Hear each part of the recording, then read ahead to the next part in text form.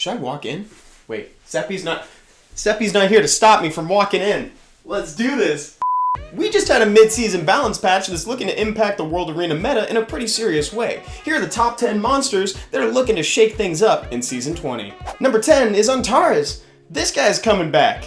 You know, I wrote that in the script, but as I'm thinking about it, you have to leave to come back. So what I should be saying instead is, Antares is still here.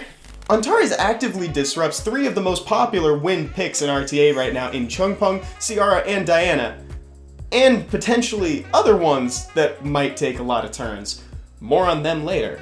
When it comes to reducing attack bars, what's better than 25%?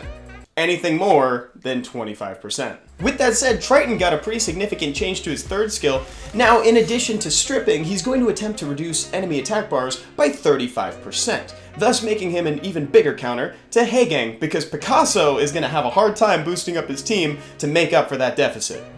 And I didn't even talk about his base speed. Josephine's doing her best impression of Leona after she got a 20% boost to the stun chance on her 1st skill. That's right, the one that doesn't glance. She's a great answer to someone who's going to show up later on this list. And I got pretty much soloed by a Josephine the other day when she looked my Feng Yan dead in the eye and said, "I'm not afraid." With so much immunity in play and strong... With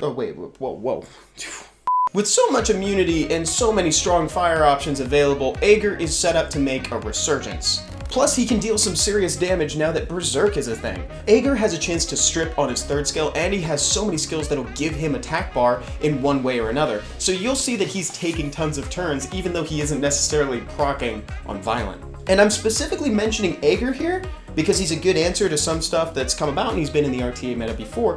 But frankly, a lot of the Barbaric Kings are set up to be looking really cool after the Berserk change, so let me know which one you like the most.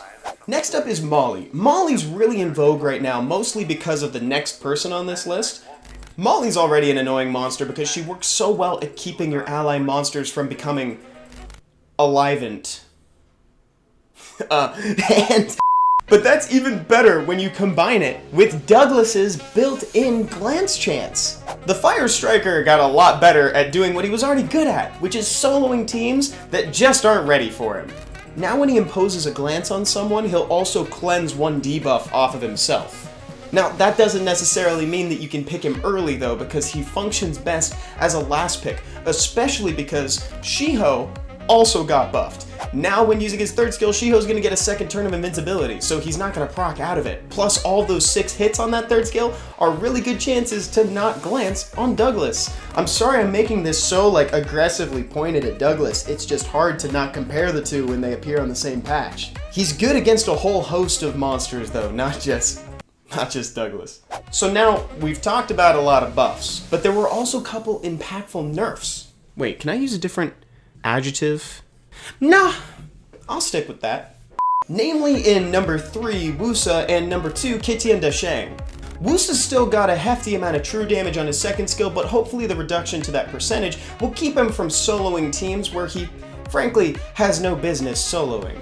The Light Monkey King has been a powerhouse in RTA for some time because he has hard control on all 3 skills. That's quite oppressive, but bringing the attack bar reduction on his 3rd skill down to 30% now means that he'll need to set up 4 debuffs on the enemies before he can get a full attack bar reduction. So hopefully that'll make him a little bit easier to play around, but won't completely reduce him to nothingness in RTA. Finally, Oliver got a huge buff to his 2nd and 3rd skills and walked away with a 33% speed lead. That's hard to compete with on a top 10 list. And because he can absorb attack bar on some of his skills, that means that he's set up to be taking a lot of turns, and if you bring enough strippers on your team and can successfully dodge around any immunity options, you'll be keeping your enemy team pretty much reset for most of the game, which is very cool because you're telling them what they are and aren't allowed to do during a game of RTA. Now that you've seen the list, who do you think was the winner of the balance patch? Personally, I think that the Barbaric Kings are my favorite because it sets a great precedent for future patches. I love that older monsters are getting attention in the form of new gameplay mechanics, and it makes me super stoked to see what comes next in future balance patches. Alright, that's everything. Later, guys.